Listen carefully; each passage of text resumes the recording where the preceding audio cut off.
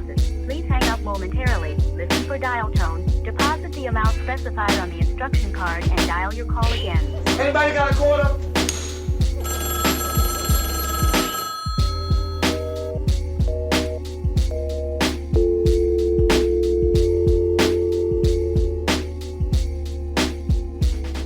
It looks like a nutsack on your head. That's a smiley face Is that real? with a little beard.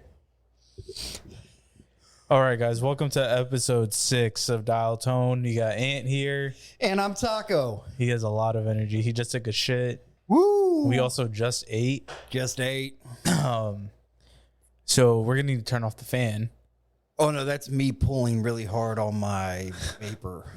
All right. Entertain the guests while I turn off the fan. All right. So I don't know how y'all's week's been. Mine's been pretty simple though. You know, woke up, sat around, did a lot of nothing. All right. I'm back. All right. Back to that. Were you entertaining them by telling them about your day? Yeah. Okay. So I don't know if you heard the beginning of this recording, but Taco has...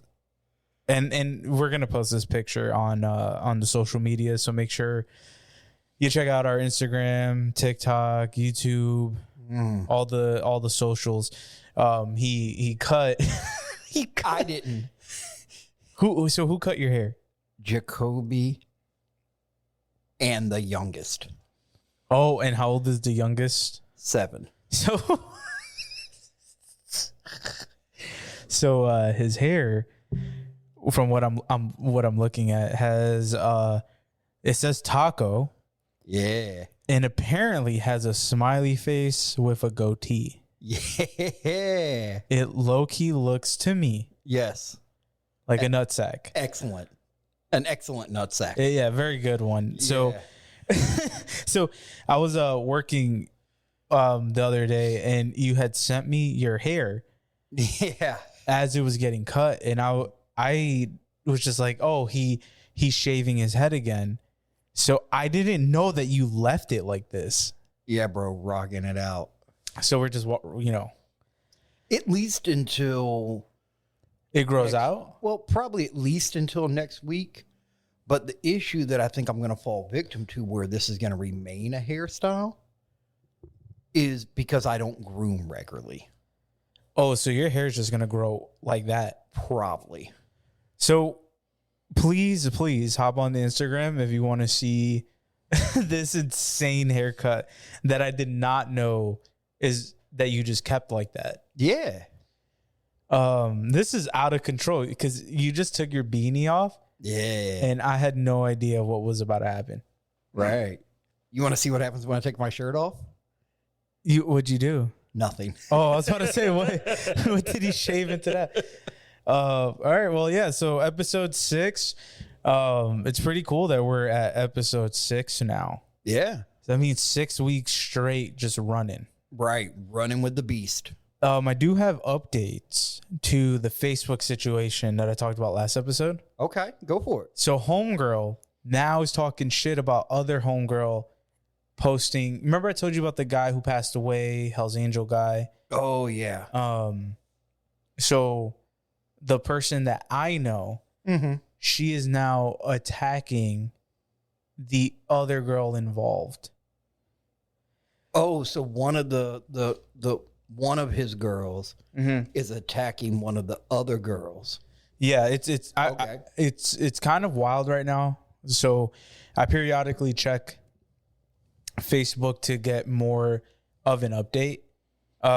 So we'll see how the story unfolds. I'm hoping something transpires, hopefully in a positive way.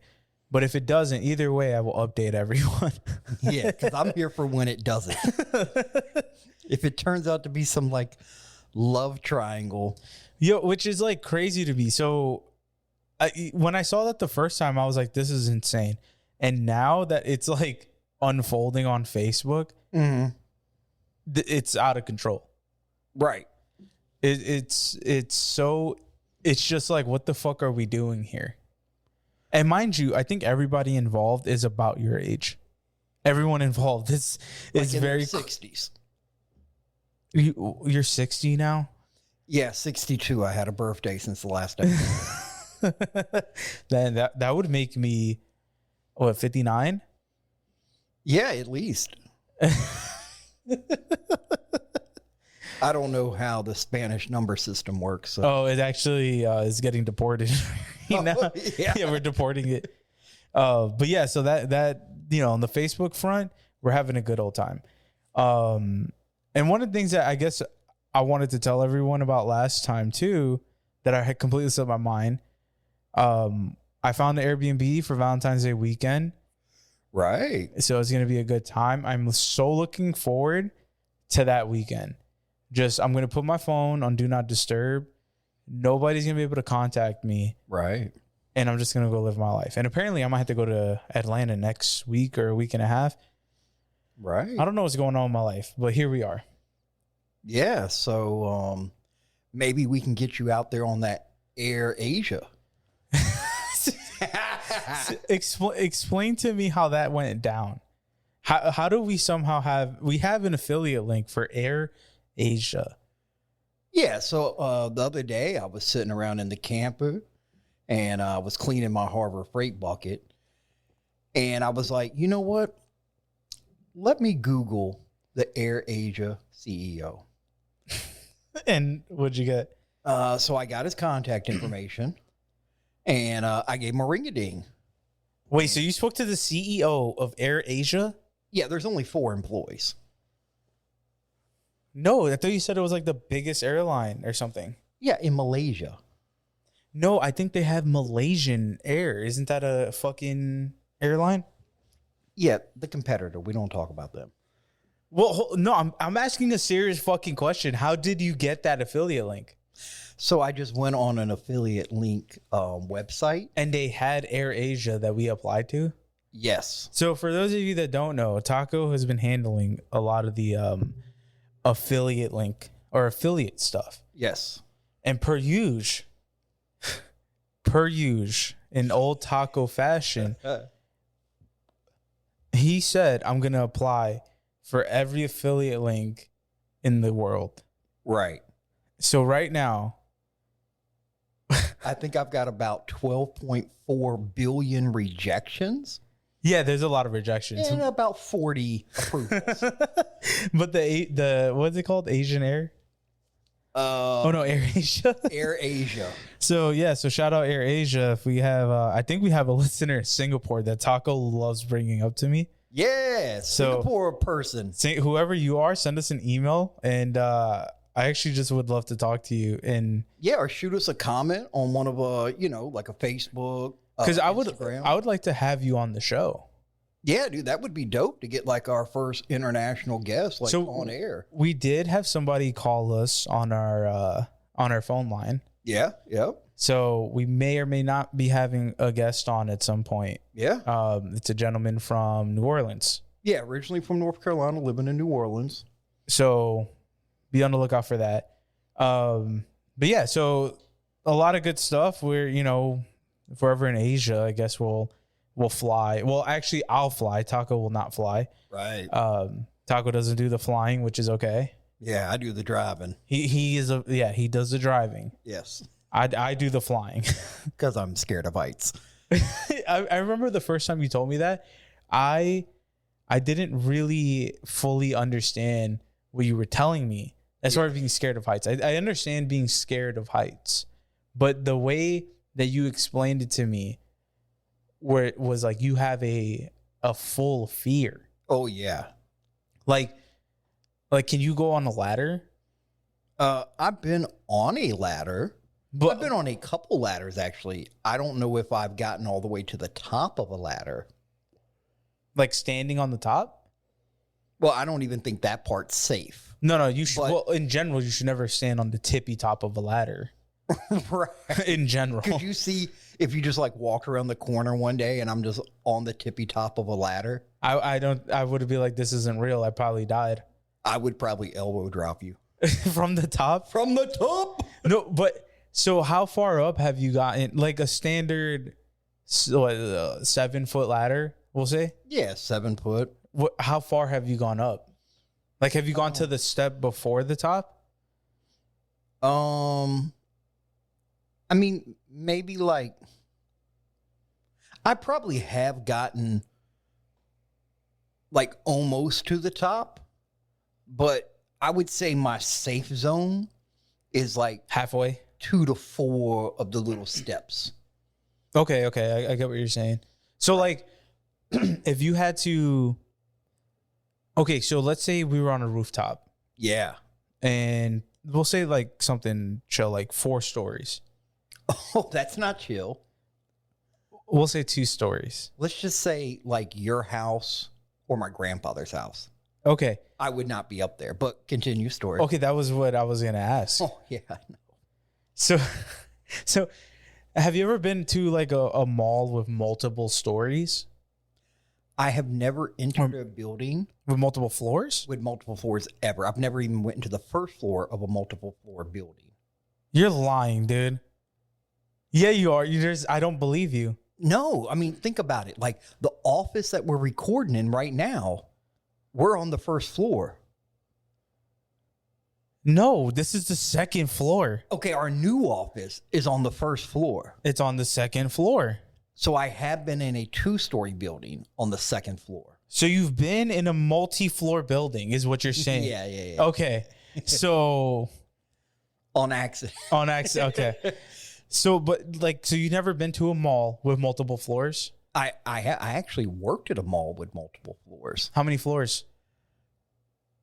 2 mostly, and there was like a little portion that had a 3rd.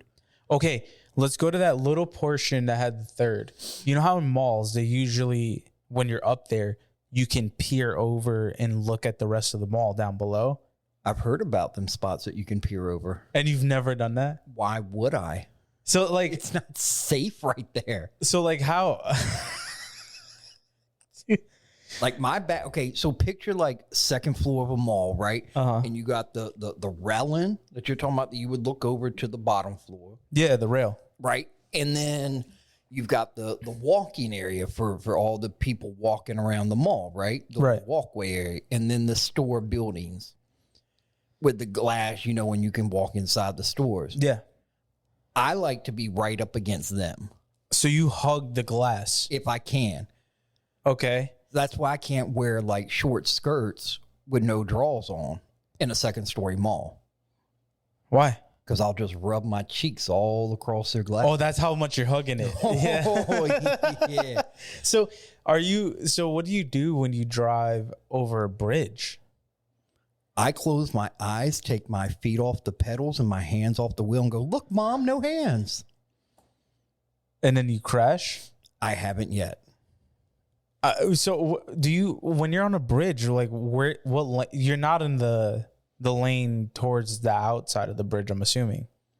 So bridges actually don't really phase me. I think I get like, I would guess what a normal person thinks about when they're on a bridge. Like, you know, maybe looking at the pretty views Yeah. and stuff like that. Or like, damn, that person just bicycled or walked all the way up this bridge. Yeah. It's going to suck, you know, if they have to come back up it, you know. I rarely think about like, oh, I hope since today isn't the day it collapses. Yeah, I think a lot You of people know, think that But like, over a bridge. right, like I've been over, so in like leaving New Orleans, there's a really long one. So there's one called Lake Pontchartrain right above it. I'm probably not saying the word right, but there's that bridge, and that one is like the longest over the water bridge anywhere. Like as far as length or height? Length. Okay. Because it's like, I think 20 something miles Of a bridge? of a bridge. That's Going insane. going from like the city up over the lake. That's too long of a bridge. But then the other one that kind of takes you out towards like Baton Rouge and stuff, that's really, really long also. I want to say it's 17, 18 miles over some water. Too long of a bridge. Shorten it. But I don't get nervous like when I would, you know, commute back and forth over that. But if you walked on it, I'm assuming. Oh, walking, yes. So like, I don't know why I've never thought of that. One of my favorite places in, well, I have like a ton of favorite places, I guess, in New York. But one specifically that I loved when I lived in New York, like loved, absolutely, it was peaceful, is the Manhattan Bridge. So you have the two bridges. You have the Brooklyn Bridge and the Manhattan Bridge. Both of them go from Brooklyn to Manhattan. So with those two bridges, the Manhattan, everyone, the biggest tourist spot is the Brooklyn Bridge. That's everyone always has to walk on it when they visit New York. Rarely do people walk the Manhattan Bridge. That bridge is a little bit more grimier. I did graffiti on that bridge. There's like two big pillars there that everyone I think has to tag. But on that bridge, specifically on the side, if you're coming from Brooklyn going to Manhattan, on the left side, if you walk that side of the bridge, you have the most beautiful view of the city and the Brooklyn Bridge all in one. Okay. And in the summertime, I used to go at night with the homies, and it was just peaceful, man, because nobody's ever on that fucking bridge. And it sucks because I would love to take you on that bridge and we walk it. Right. But we are, like, if you look to the left, it's like a few hundred feet to the water. Right. So I just wouldn't be on the railing. I would be. But I will. There's a huge gate, like a huge, it's tall as fuck gate that is there the entire way. Right. I mean, so like, okay, because I'm trying to remember when I was in New York, right? But see, I didn't come from Manhattan over into Brooklyn, because I went Manhattan to the Bronx, and then what's that, Queens, and then down into Brooklyn? Oh, I went under the roundabout way. I think so. Well, because mainly I was coming from Jersey City. Oh, did you go through the Lincoln Tunnel? No. I went in a tunnel, I think, to get to that side from like Manhattan and the Bronx over to like Brooklyn and stuff. Okay. Because like when I first come in, I was like Jersey City, right there at the Memorial, right where we slept. And then we came. Wait, where'd you sleep? Oh, at that the like veteran thing? Yeah, it's like the Vietnam. Yeah, okay. Memorial or something like that. We slept there.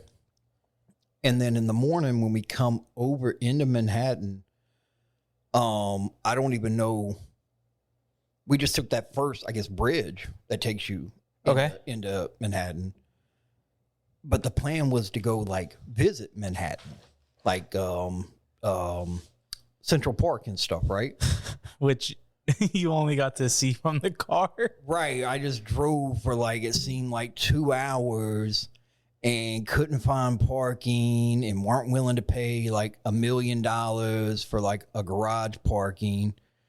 So I did park at one point, because I was like, damn, why is there so many empty spots? And I got out, and then this lady that was parked in front of me, she was like, hey, you may not want to park here. They're about to clean that side of the street. And I was like, oh, because like I don't live in a city, so yeah. I'm not used to the whole like street sweeping and stuff that goes on. So we had to move, and then that's eventually we ended up in the Bronx, found some pizza, and then we came over from the Bronx over to, I think that's Queens, right? Like you lived in the city. I'm from North Carolina. Mm-hmm. I don't know geography. So the thing that like is crazy to me is that throughout that whole trip, you never did ask me for directions ever. Well, because of like Google. I know, but like I could have gave you at least some shortcuts. But I honestly, what I think I did tell you this when you were there. I think you would have been better off to explore, leaving the truck back in Coney Island. Right. And then taking the train in. Yeah, see, I did think about, originally when I got into New York, the plan was I was going to spend a couple days in each borough, right? Maybe like 3 days or so in each, so I could maybe have a little time, walk around, wander around, me and the boys could check out things. But it was just so crazy with traffic, couldn't find parking, that I was like, all right, I need to figure out something else. Plus, there's no Walmarts in the city. Which I felt like I told you. Right, but I felt like there had to have been. It's New York fucking City. No, they're illegal. You can't put a Walmart in New York City. You just can't. Well, right. Because if not, like half the economy in New York City would fucking collapse. Right. So after discovering that, we ended up going out to Long Island. Which is so crazy that you did all that, because you went to my old neighborhood. You went to some of the old spots I used to go to. That one pizza, L&B's. Yeah. In Coney. And then you even went to Long Island, where my aunt used to live at. Right, yeah. And that I didn't even tell you about that. You just ended up being there. Yeah, which we spent about a month in Long Island. Yeah. But even like, so we had thought about catching the train, like leaving the truck over in Long Island and just catching the train into the city. Yeah, you could have took the path. Like a walking path? No, the path train. It's called the path. Oh, okay. I'm not walking from Long Island. It kind of sucked. You didn't even get to go to Grand Central, did you?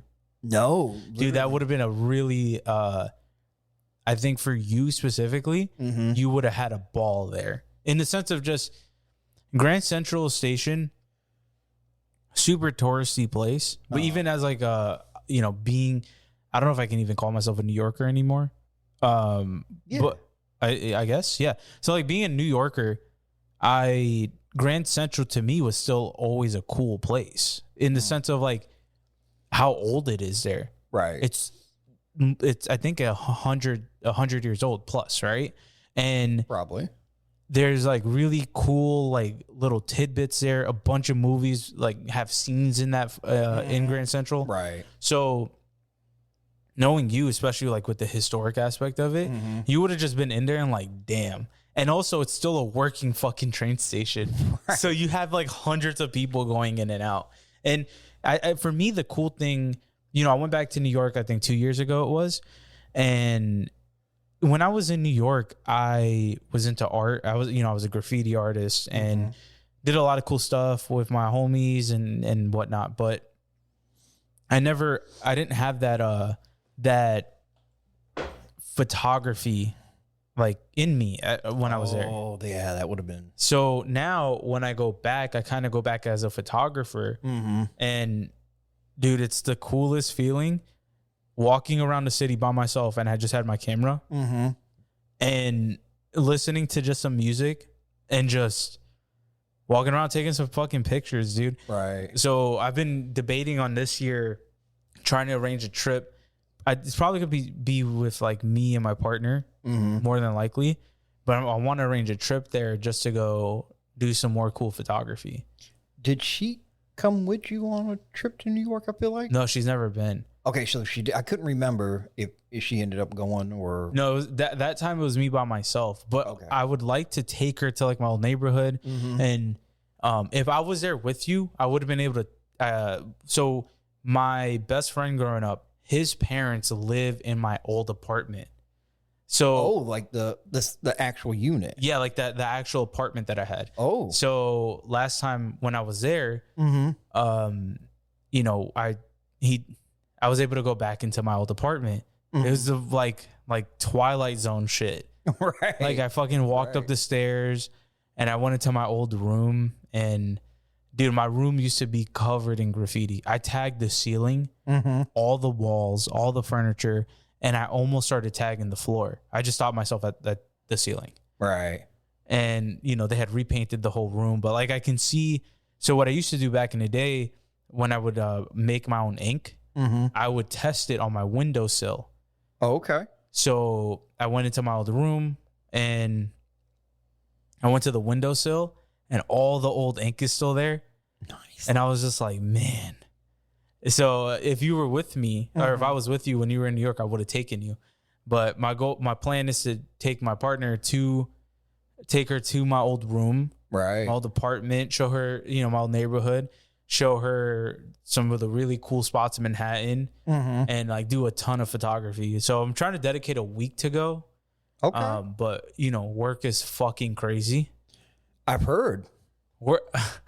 every day I've been working till like from like 9 to 7, 9 to 8. And so I'm trying to find a good time to go, but working at like a startup is never a good time. Like there's never a good time to do anything.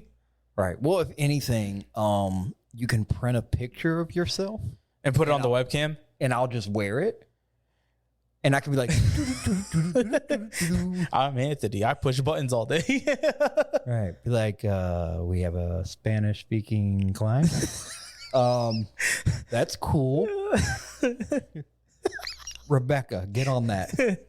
Hey, can we get the other guy on it? Because I forgot. I've got a flu this week and forgot how to speak. yeah, I actually The whole week, actually. That's why I'm not talking. it's fucked. Just text support. You know, it's so wild because like I do, I'm grateful for my job. I'm grateful for what I get to do. But sometimes I'm just like, man, this is out of control.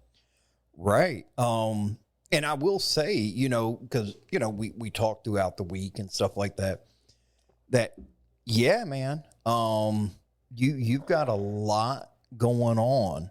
Yeah. And I wish I could just like, you know, pluck some of that stress and headache out and just put like a little peace bomb in there.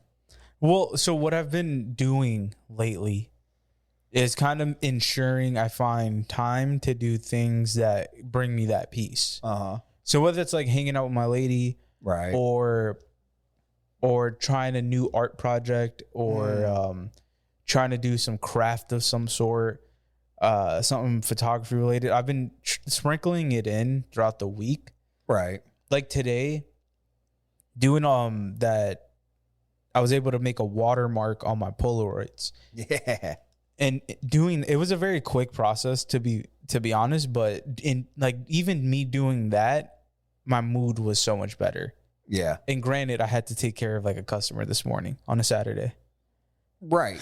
But I will say, I mean, like when we talk later, you felt more airy. You didn't feel as like pinned up. And so even like when I talked to you this morning, you were saying, like, hey, chilling with my lady, having a good morning or whatever. It just seemed like Ant's able to be Ant. Yeah. And not business Ant. And dude, that what you just said, business Ant. Sometimes I feel like that part of me has been taking over a lot of my life, especially with this job I have now. Right. Like I went from doing, you know, marketing and sales and whatnot for a small business, and then immediately like flew into almost executive level sales and marketing. And that transition was insane. So like, it'd be like if you were playing like a pickup basketball game at your local rec center. Right. And then in a span of like a few months, you go from doing that to playing in the NBA. Right. And you're pretty good at the rec center. Right. But then you go to the NBA and you're like, holy shit, I'm even better. Well, don't get on that bitch. I feel like I've gotten a lot better at what I do, but it, like I said, it's like, I don't want that to be my sole identity, you know, like that part of my career. I would much more want to be known for like the art that I do, the photographs I take. Yeah. And I've had some crazy opportunities, you know, I've been in some magazines, I've covered some really cool events and shit, but I think for this upcoming year, I just want to continue, you know, getting good at what I do on the business side, but balancing that with the art shit. Right. Yeah. Cause dude, yeah, you're right. Like today, in taking the time to just remember, hey, you don't have to be business at 24/7. Right. Yeah. I felt like super chill, super light. Like I went to Target today and I was like, hell yeah, man, fucking Target. Right. Fucking, you know, just living my life, having fun. Even though it was cold as shit. So like me and my lady went to Walmart this morning. And this is why I say, I don't know if I'm a New Yorker anymore. I don't know. Maybe I've just acclimated so hard to North Carolina weather. Yeah. I stepped outside, had shorts on, this hoodie that I'm wearing, but shorts and my Birkenstocks, right? Yeah. So I'm walking outside. I'm like, oh, it's not that cold. And then the wind hit me, and I was like, motherfucker. Yeah. And I was like, oh, I'm fucking freezing. Right. And I felt like such a bitch, dude. Yep. But yeah, you know, it's like I said, I'm grateful for my job and the income. You know, because income's nice. The income, yeah, the income is nice, dude. Right. Like I can't even lie, but the amount of stress that comes with, I guess, that level of income, that's the part that I'm trying to get used to and trying to balance out. Right. Yeah. And when we talk, you know, like it's like you have you know, you pick your own hours of when you want to work. Right. And your job is like it sounds, some days I'm like, yo, that just sounds like fun. It's so relaxing. That's what I'm saying. Go suck a dick. Fucking hate you. I would hate me too. Like, if you knew the amount of peace of mind that I walk around with, whether it be before I go to work, while I'm at work, after I get off work, you'd fucking kill me. Dude, I don't have that. Well, like I said, I don't have that. I don't know what the fuck I'm talking about. I don't have any of that. Well, I kind of do, in the sense of sometimes I do feel super accomplished with what I'm doing that specific day.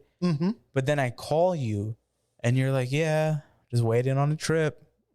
Just chilling. And I'm just like, oh, I'm just getting fucking railed out by half the company right now because the entire company's on fire and I have to figure everything out. He's like, oh, I got to go. This is a call coming in.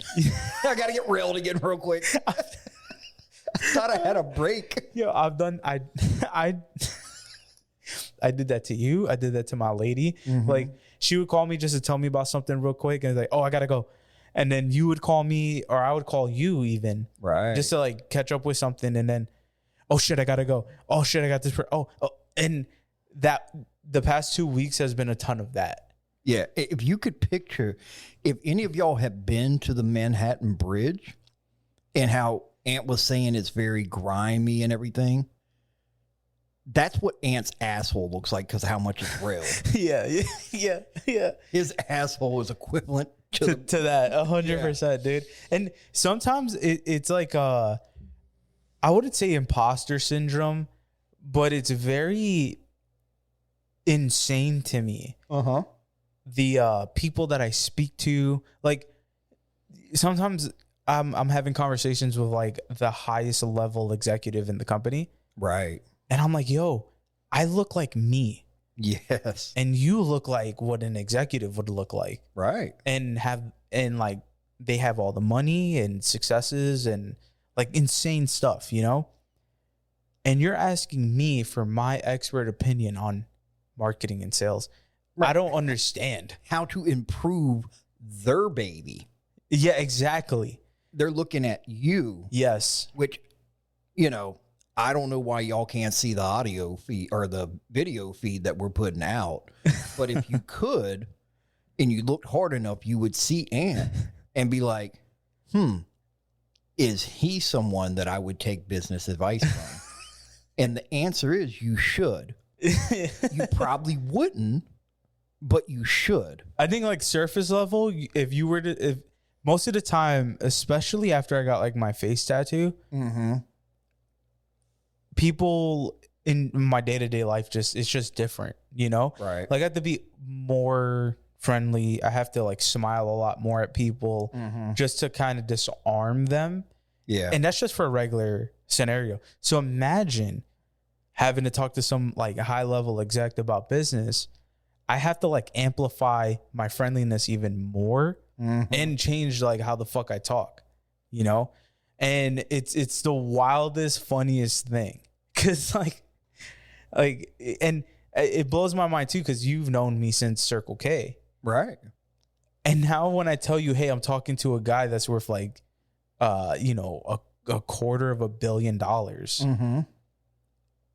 Like, and you knew me at Circle K. So the same kid that threw staplers at customers is the same guy that a fucking millionaire is asking, so how do we improve our sales this quarter?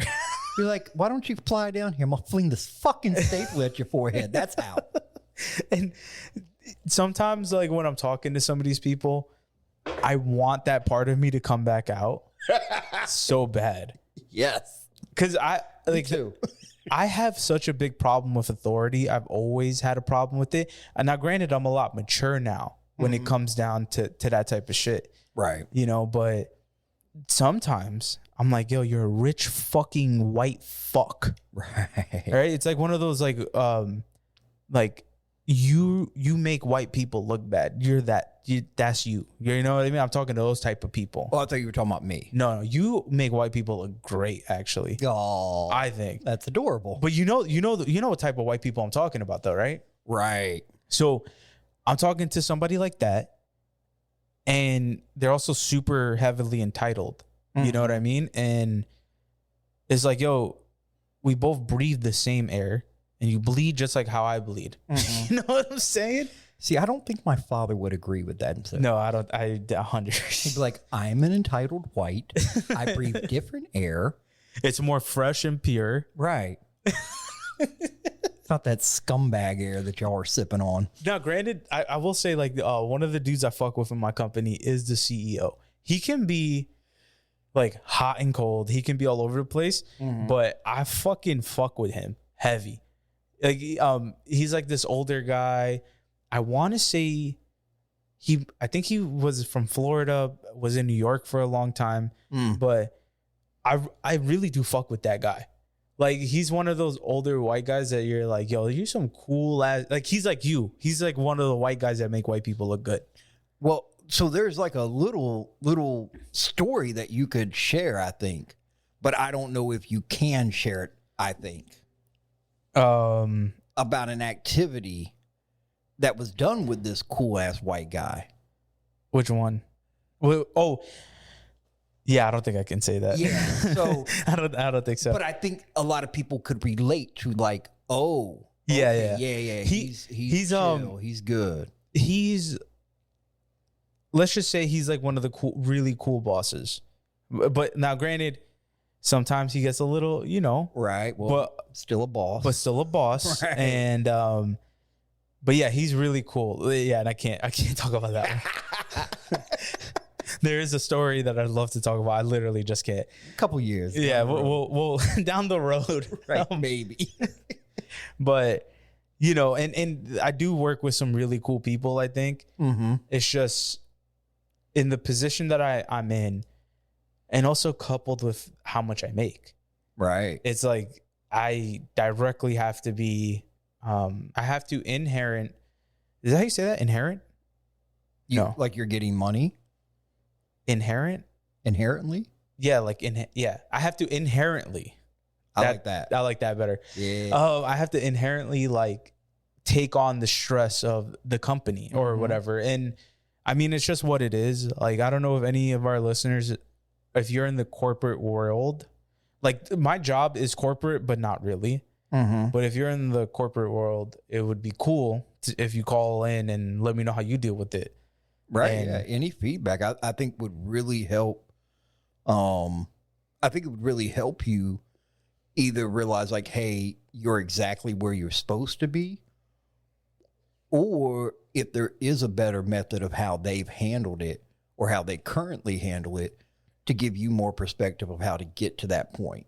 Yeah, because, like I go through imposter syndrome a lot, given with, I didn't go to school for any of this shit. I've just done it for a long time. Right. I go through bouts of sometimes like ego where I'm like, I'm better than this. Like, I don't need to be fucking stressing this and that. Right. I go, it's like so wild, the spectrum that I go through doing this job. But lately I've just been kind of finding the good things in it and having fun with it, and even though sometimes I'm like, oh my God, I'm gonna fucking throw up all over my computer, or I'm gonna take all of my screens and shove them in my ass, and then take a picture and send that to the entire company. Right, which I think you should with your background track. Fuck my ass. Fuck my ass. The last episode, I really did forget. So anytime I start doing that, where I say that repeated, like I just start rapping or saying that, just know I'm close to getting into like a manic state. Yeah. Like I'm just trying to cope with whatever is happening right now. And, you know, I've seen you when we worked at Circle K and how you cope with things, which were like staplers flying and shit. Yeah. But so in a more mature business ant version, it has now went from staplers flying, which granted, I haven't seen a stapler flying when I've come in the office, but I have seen other objects fly and things getting beat against like door frames. And I hurt my shoulder doing that, by the way. right. And he was yelling out old white people names when he was hitting the door frame. Was I? Yeah. Oh, wow. I kind of blacked out when that happened. Right. I was like, man, I'm going to record this and send this to the company. No, don't do that. Don't do that. No. Not like all in all, you know, I think just doing the whole gratitude thing, I think some people find it corny. Like, you know what I mean? But just being like, yo, I fucking get to do this shit. I get to stress about work. And I remember at times when I didn't even have a fucking job. You know what I mean? Right. Yeah. Or I think one of the lowest moments I had in like my recent years was I had lost my job at Circle K, I think it was. This was after you had left. Yeah. And I had lost, so I got fired. We'll get into that fucking story another day. Yeah. Literally the only job I ever got fired from. That's a surprise. Yeah, I know, right? So we're going to get into that different time. But I had gotten fired, and I remember going home, and I had gotten a letter from the IRS, and I had owed them like, it was something like small, like $150. And I was like, damn, I don't even have money to pay this shit. Right. So I immediately the next day found a screen printing place here in town. And I didn't have a car either. And it was right down the road from my fucking house. Right. So that night I drew up a bunch of like designs and custom text that I know how to draw. And I just walked my ass over there. It was like a 30-minute walk there, and was like, hey, I need a job. And he hired me literally the next day, and he gave me an advance on money. And dude, it was so wild. I think that little switch from that moment, like kind of just put me in a mindset of like, just do something. Right. You know what I mean? And that's kind of how I've taken my career since then. And it's so wild that like that job, I worked at Michael's, I worked at a small business, which I want to keep under wraps for right now. Right. You know, but to be where I am now is kind of like, it's interesting. I'm like really grateful for it. Sometimes I can't believe that I made it here. But yeah, I mean, I don't know. It's just crazy. Something I was thinking about this morning too. Like I was editing our podcast episode and I was like, damn, I get to do some cool shit sometimes. Right. Well, I wanted to touch on you brought up about, you know, thinking about what you're grateful for. And you're like, you know, you prefaced it with, you know, it may sound corny. And I think from what I've come to understand and realize is that when others perceive you being grateful for things is corny, they're the unhappy ones. Yeah, They just want to be stuck in their shit. Yeah. You know, where people that are actually grateful, you know, of what they have in life or what they've been through in life, you know, it just becomes a second nature to be, you know, like reflect back, you know. So like, I don't find it to be corny to like look at what you're, you know, like what I'm grateful for, you know, and the experiences I've been through and the opportunities that I've chose to try out and shit. Could you imagine not being grateful?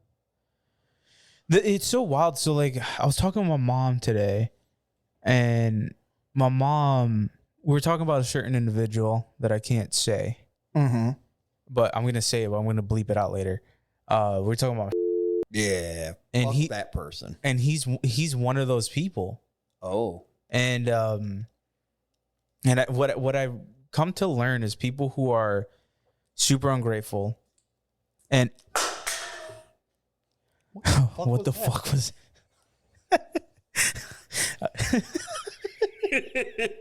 Sorry, go ahead. Sorry, he had an intrusive thought to throw his drink across the room, so he did. Sorry about the splatter, not the noise. Yeah, there was still liquid in it. You threw it anyway. All right. Well, so as I was saying before, I was rudely interrupted. Look at him. Look at him. He's turning red. That's how funny. Look, he's turning red. You guys can't see it, but he's turning red. He's as red as a tomato right now.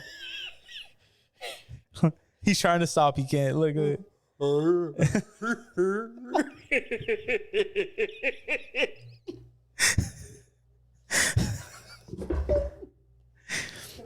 We'll be back. We'll be right back. I don't remember what I was saying. Oh, okay. Yeah. So what I've come to learn, a lot of people who tend to be very ungrateful and very, very ungrateful are like the most pessimistic people with the victim mentality. And like, it's just crazy to me, you know, the specific individual that me and mom were talking about is like, yo, you're a grown ass man. Like, and you're just letting life happen to you. Right. Just mollywopped. Yes, that's correct. And like, I don't know, like I know everyone has their own hardships and whatever the fuck, but you're going to tell me at some point you're not going to like pick up your pants and do something about it? You know what I mean? Right. And I only say that because like I know you've done it. I've done it. See, I leave my pants down. But you still do it though. Right. Just full contact. Full contact. So, you know what I mean? And like, I don't know, like just some people, I don't think they'll ever fucking get it, you know? And it's just, it just blows my mind. It really does. And I think I've had so many reasons in my life to just like call it a day and just say, fuck it all. But I don't know. I've found the grit and willpower to just keep pushing. Like this time last year, I had no job. This time last year. Yeah. Remember that? Yes, it was very nerve-wracking. I had no job. I had no savings, no money. For 2 months, my lady was holding it down, you know, and it was wild fighting for a contract. Yeah. Fighting for this job. Right. You know what I mean? That I have now. And it's just crazy. Literally, this time last year, I was sitting at my kitchen table with my good homie and like business partner and just trying to figure out how the fuck we were going to do this. Right. I don't know. It was like a wild morning for me. Like a little emotional because I was like, man, I was sitting at my dining room table editing our podcast. And like for 10 minutes, I was like, yo, it's literally been a full year. Like last year, I was sitting right here at this spot, stressing my life away, but just figuring it the fuck out. Yeah. How was that for you on your end? Dude, you going from the last company to you and your homie starting this. Because I don't know if it's been clarified, you know, with us talking on episodes, but Ant, what is your title? Not with the outfit you're contracted with, but you and your homie own a business together. Man, anytime I get asked that question about my title, I am a CEO, a CMO, a CFO, a COO, brand director, creative director, sales and marketing director, head of business development, graphic designer, photographer, videographer. So how do you have time with all that going on to also be the dean of discipline at Darkwood? At Darkwoods Academy.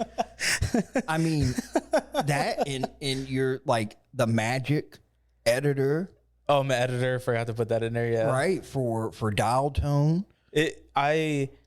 You're a family man, you know, with your family. You're a man to your woman.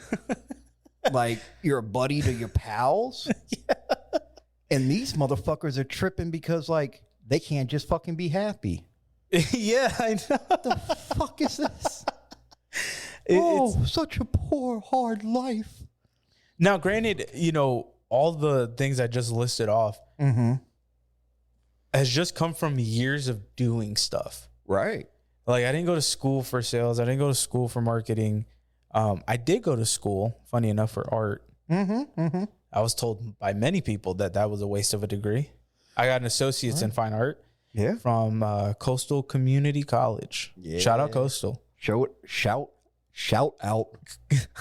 Shout out. Shout out to not being able to talk. So,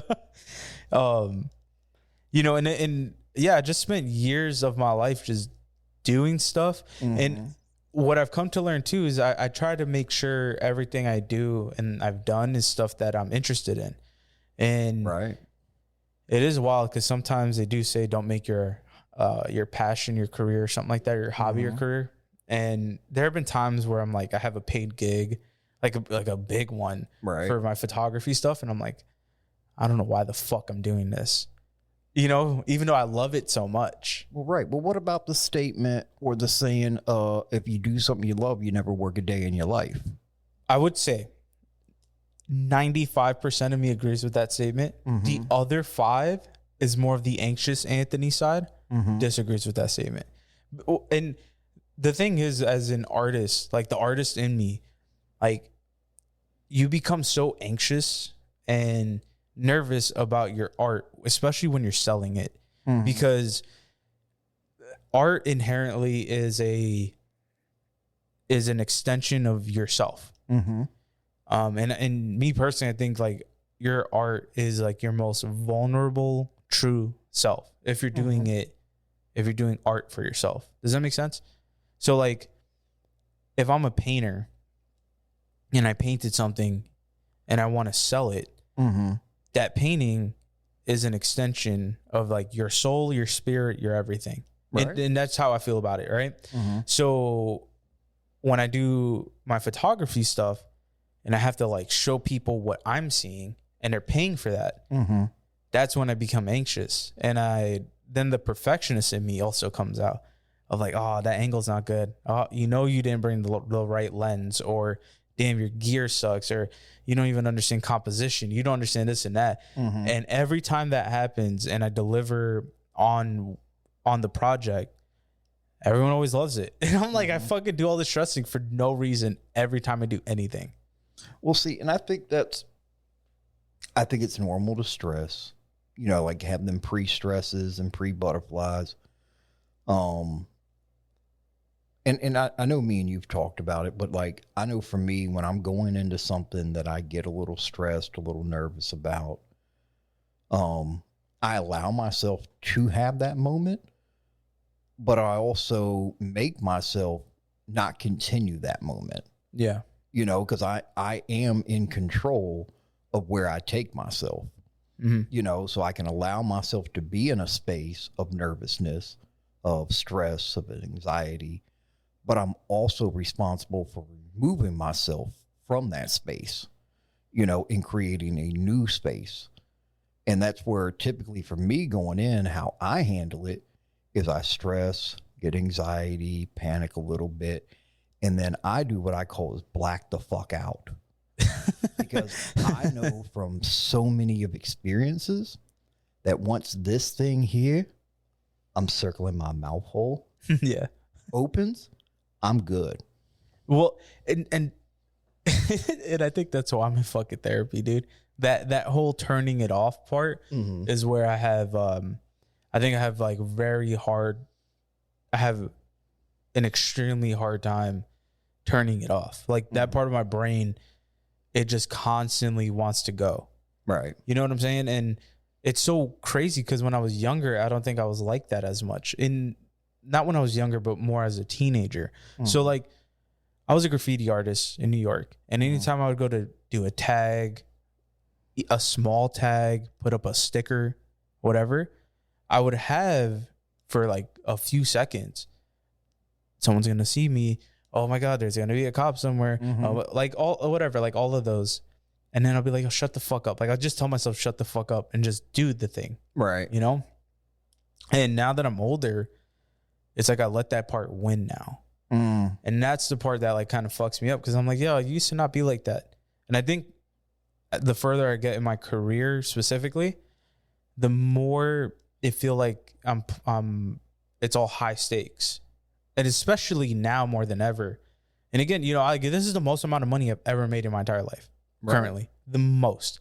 And I'm grateful for it. It's amazing. But like when you come from a place of scarcity and like like at Circle K, what were we making at Circle K? Like I think I made maybe, what was it, 10 or 11 and a quarter an hour as an assistant manager. I think I made like $9.75 an hour. Right. Which I don't know what that works out to. And now I'm a salary person. Right. With an extensive salary. Right. And like I don't want to go back to making that like right. But here's the thing, also I'm mature enough to know that I might have to go back to that. And that's okay. But I also have a skill set that won't allow me to go back there. And so yeah, I mean there's like a sense of like I don't want to lose what I'm doing or what I make right now or what I have right now, you know, because there's a level of comfort that comes with it. Now there's also a level of stress that comes with it. Right. So now the anxious part of my brain, all it can say is like, don't fuck up. You're going to fuck that up. Don't fuck it up because if you fuck that up, then you got to go back to making $9.75 an hour and this and that. And you know, you're not that good. You think you're good. You're not that good. And you have all these like self-doubts and everything. So it's like, I'm just working through it. Right. And like I said, with therapy, we're trying to figure out how to shut it the fuck up. Right. And I think, yeah, I mean, that's an ongoing thing because I think, you know, like we all have that monologue in our heads that, you know, will either hype us up too much, will talk down to us. Like I think I've made the statement to you is that the things we tell ourselves, if another individual was that nasty, that fucking rude, that just out of fucking pocket, we would fuck that person up. Yeah. Yep. But it's ourselves telling these things. And we just like, give it to me, daddy. Yeah, dude. Yeah. We're like perfectly okay. Like a paid whore. Yeah. Like just getting spit on by ourselves and loving it and just like soaking it all up. Right. But then if somebody else did that, you know, you wouldn't let that slide ever. You know what I'm saying? Ever. And that, I remember when you said that, I think like things broke in my head for like a day after that. Cause I was like, yo, that's crazy. That is so insane. Cause literally all these things I tell myself, I would never let nobody else say to me. But because it's yourself, you're like, oh yeah. Yeah. Right. And it almost, I think, I don't want to say it almost feels good, but like sometimes it does. Like in the sense that you're letting that small voice in your head win. So you're allowing the thing that you don't want to do. Like it's okay because you already told yourself that you suck. Right. But I think to counteract that, we have to, you know, as individuals, you know, whether it be write it out, you know, or just think on it, you know, whatever the preferred method is for you. And even if it doesn't work one way, which may be your more natural or traditional way, is sometimes things are harder to overcome than others. So you have to try other methods until something clicks. But, you know, when our minds are telling us like, hey, you're not good enough, you know, you're going to fail at this. Why even try? Because then it gives you that easy out that you can have with yourself. Be like, well, I ain't going to be able to make this into a fucking legitimate fucking private school. Yeah. Like, what the fuck am I talking about? Dude, that shit is so real. Right. But it's just like in your shoes, it's like you're interacting. Like I made the joke earlier about being on the phone with a CEO of fucking Air fucking Asia or some Yeah. shit. You have been on the phone with CEOs, Yeah. Yep. right? Like they are requesting feedback from you. And it's not like you have to remind yourself, you're not this person on the outside. List out your achievements, the things that you have accomplished. Because when you start counteracting that thought, instead of letting that thought rule you and discourage you, it just go, hey, well, shit, I sent out this dope house fucking email. Yeah. You Yep. know, like, hey, I helped the company get from here to here. I'm doing this now. I'm making what? We're not going to disclose income, right? Because I feel like that's sensitive for you, right? But let's just say if we were making, say, $10 an hour, that's an easy triple, quadruple times. Yeah. Just to give people a ballpark of what we're talking about. It's not like, oh, from $10 he went up to 18 or to 26. Like, It is. it's a very significant jump. And Yeah. so with, like you said, with that, there's a lot of pressure. There's a lot of, like, you know, and people that may not know you. And I will say probably over the last year, really, since I think you took on this role of what you're doing now, is there's a new understanding that I've come to you. And I think that's what's helped you continue to build with your, you know, different career skill sets. Is it's not just that you're willing to try these things and you're willing to do these things, but you also have a level of quality that you want these things to come out. Yeah.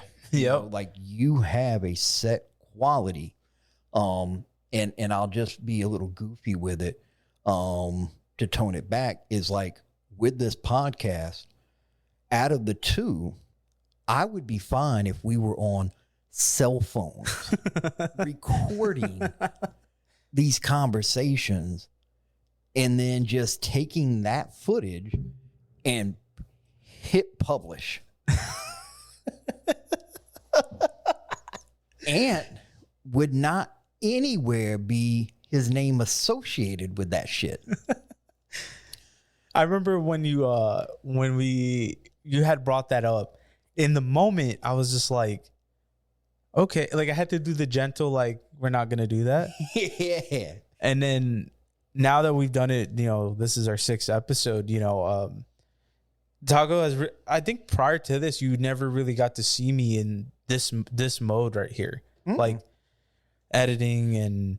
No, we got to do it this way. And here's the plan. Here's the social media plan. Here's like a quarterly plan. Here's how we're going to edit this. This is how I'm going to engineer the vocals. Is like, you never really see me in this mode or zone prior to this, just because like, this is like fun work, you know? And for me, over the years, like, I've always been a big believer the gear never matters, right? But now that I have some of the gear, now it's like, okay, how can I put out the best product that I can give someone? Right, based on that, yeah. Because I like most of my jobs, I would say after Circle K, you know, at the screen printing place, I didn't have a fancy laptop. Right. So I hand drew everything, you know, and worked on designs with customers and printed everything by hand at that job.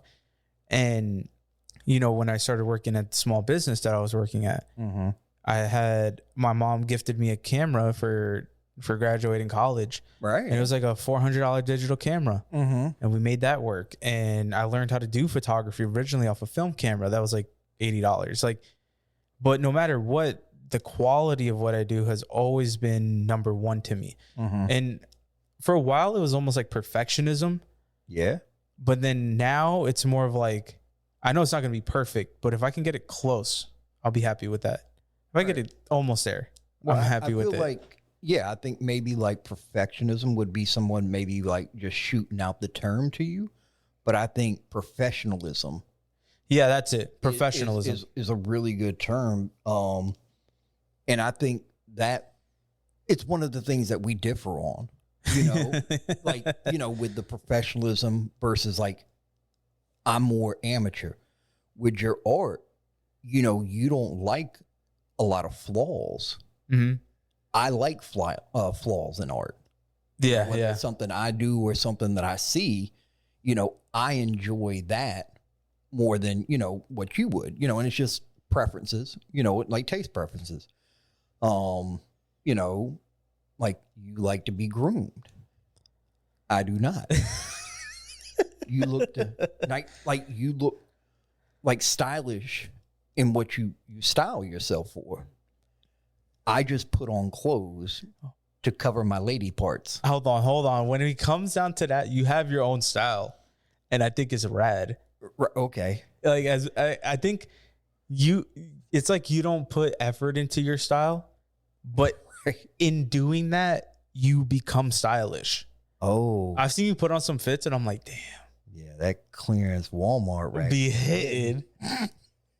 But yeah, I don't know. Like, I think to everyone listening, mm-hmm. if you can learn anything from me, and I know I'm not that, I'm only 28, mm-hmm. but I've seen some really cool things so far, and I think I've done some pretty cool things so far. Yeah, for real. If you just keep doing something, at some point it will work. Right. But if it won't, something else will. Yeah, and exactly. If the thing you're doing now isn't working, you just got to keep doing some shit. Right. Because I think the moment you stop, the moment you start getting down on yourself, the moment when that one little career, that one hobby or whatever doesn't pan out, like you can't quit. And I also have that same problem.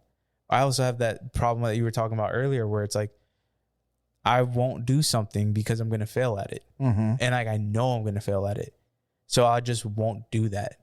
And it's something that I'm working on actively because I think I've missed out on a ton of things that I could have done too. Mm-hmm. All because I'm like, damn, I'm going to suck at doing that. You know what I mean? See, I think sometimes I pride myself in attempting the things that I think I'm going to fail at. And it's kind of one of them, like, I'm either going to fail miserably, so let's see how bad this can turn out. Or maybe there's just a small chance that it might work out. Yeah. And that's kind of what I put my two baskets up and go, all right, let's see how bad I can fucking fuck this up. Or, whoa, I did it. Like, it's either I did it and how the fuck did I do it? Or, oh, that's going to be a story. The time I tried to create this. Yeah, I do have a ton of those, Yeah. But yeah, I mean, I'm going to what I would like to do. Something again I've been putting off is like making a list of what I like to call cool shit that I can do. Like I want to do another run of shirts again. Yeah. I don't know, you wearing it. Like, yeah. Every time you wear the shirt that I made, in my head I'm like, oh man, that would be cool to have another shirt out. I almost gave this up. To who? When I moved, I believe when I sold my camper and moved to New Orleans, I didn't take it with me because I was afraid that I would mess it up. Oh. So I left it. So then when I got back from all that, I was like, oh, I'm going to go ahead and include this. Yeah, get it it's in the rotation. Yeah. But, I want to do that. I want to create more stickers. I want to, like I said, those are like the fun, cool things for me. Mm-hmm. That every time I see you wear that shirt, I'm like, man, that was really cool. And fun fact, my lady printed the front of all those shirts. Did she? And we weren't, at the time we weren't dating. She was just one of my friends. Oh. Yeah. And she wanted to get into screen printing. And I still had my, my contact at the old screen printing place. Yeah. And I was like, hey man, can I come in and print out a whole run of shirts? And he's like, yeah, of course. No problem. You come anytime. And she said she was interested in learning. And I was like, well, come meet me one morning and we'll do them. So she printed the fronts of all of those shirts. So this is her. And I did the back. You. Yeah. So I got a piece of both of y'all on me. Yeah. Whoa. Yeah. Not like that, weirdo. Or you, weirdo, listening. So, I guess we'll we're about an hour in, so we'll start wrapping up. If you guys ever want any advice on some career stuff or figuring something out, we're both available. You know, you give us a call. Again, I'm not an expert at shit. Even though the people who hired me think I am. Right. He's becoming an expert though. I'm working on it. Yeah, don't let this motherfucker fool you. But I think as long as you don't stop, you just keep trying, you'll figure it out one day. Yeah. Even if it takes you a long time, it'll happen. Right. Something will happen. But yeah, so that was episode 6. Follow us on all our socials on my Instagram. If you want to see some photography, go to my TikTok. We're still working on that. Go to Taco's social media, see all the foods he be eating. Yeah. He always be cooking up something really good, honestly. Yeah, a little something. But yeah, I guess we'll see you guys next week. Do you have any last words? Fuck the corporate world. Hold on a second. Fuck the corporate world. There it is. All right, guys. We'll see you next week. Toodles. The call you have made requires an initial deposit. Please hang up momentarily, listen for dial tone, deposit the amount specified on the instruction card, and dial your call again. Anybody got a quarter?